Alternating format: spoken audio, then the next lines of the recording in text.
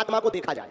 ऐसे समझो, एक बार एक डाकू धोखे से कथा में बैठ गया, धोखे से, और रहा होगा दिल्ली का एक आदमी, दिल्ली का, नाम चंगीलाल, कथा में बैठ गया। उसका काम क्या था? डकैती करना, चोरी करना, बैठ गया। अच्छा, कथा में जो महात्मा थे वो बड़े सिद्ध थे, बहुत अच्छी कथा गा रहे थे, लेकिन कथा में उस दिन प्रसंग था भगवान के स्वरूप का वर्णन। तो बढ़िया मधुर श्लोक गाते हुए उन्होंने कहा, कस्तूरी तिलकम ललाट पटले वक्षस्थले कौस्तुभम नासाग्रे परमोक्तिकम करतले वेणु करे कंकणम सर्वांगे हरिचंद्रम सुललितम कंठे च मुक्तावली गोपस्त्री परिवेष्टितो विजयते गोपाल चूड़ामणि। आहा, भगवान के रूपों का वर्णन किया। महात्मा ने कहा, भैया भगवान बड़े सुंदर हैं, आंखें बड़ी प्यारी, बाजूबंद सोने के पहने हुए, गले में महंगी महंगी मालाएं पहने हुए हैं, बंसी लिए हुए हैं। आहा, आभूषण का वर्णन इतना बतलाया कि डकैत के मन में आ गया कि छोटी छोटी चोरी करने से क्या फायदा, जिसके बारे में ये महात्मा बता रहे उसी को लूट लो, जिंदगी भर बैठ के खाएंगे। फिर क्या, वो तो विचार करे कब कथा पूरी हो गए, कब उस आदमी के बारे में पता लगाए।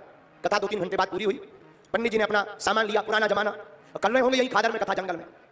बेचारे पैदल अपने घर जाने लगे, रास्ते में डकैत ने रोक लिया। ए पंडित जी रुको रुको, चाकू निकाली।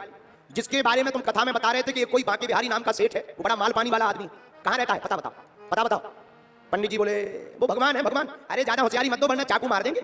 पंडित जी ने सोचा कौन अपने प्राण निकाले, तो उन्होंने बता दिया, लिखो पता, यहाँ से वृंदावन में बांके बिहारी मंदिर में वो रहते हैं, नाम उनका बांके बिहारी लाल है, बहुत अमीर आदमी है। तो उस चोर ने पूछा, और संपत्ति के नाम पर उनके पास क्या है? तो मुस्कुराते हुए पंडित जी बोले, इतनी संपत्ति है कि तुम उठा नहीं पाओगे। चोर ने मन में सोचा, ये बढ़िया रहा, आज तक छोटी छोटी चोरी की, उन छोटी छोटी चोरी से कल्याण नहीं होना था, आज बढ़िया वाला सेठ मिल गया, अब हमारी जिंदगी बढ़िया गुजर जाएगी।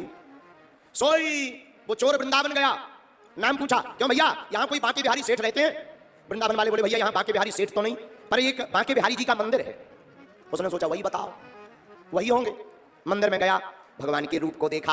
आहा, कस्तूरी तिलकम, माथे पर कस्तूरी तिलक देखा, मोर मुकुट देखा, और मुकुट स्वर्ण का देखा। आहा, अलकावली भगवान की घुंघराली लटें लटक रही हैं। सुंदर सुंदर होंठों को, कपोलों को देखा, सुंदर सुंदर नेत्रों को देखा, चरणों में भगवान के घुंघरुओं को देखा, हाथों में बाजूबंद को देखा। देख करके वह चोर बड़ा गदगद हो गया और मुस्कुराते हुए मन में कहने लगा, इन्हीं भर को एक बार लूट लें, सोई काम हो जाएगा।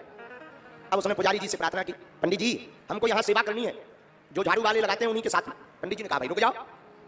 डकैती के भाव से वह रोज झाड़ू लगाने लगा, सफाई करने लगा। रोज मन में विचार करे, आज शाम को तो लूट ही लेंगे और कल चले जाएंगे, रात को ही चले जाएंगे।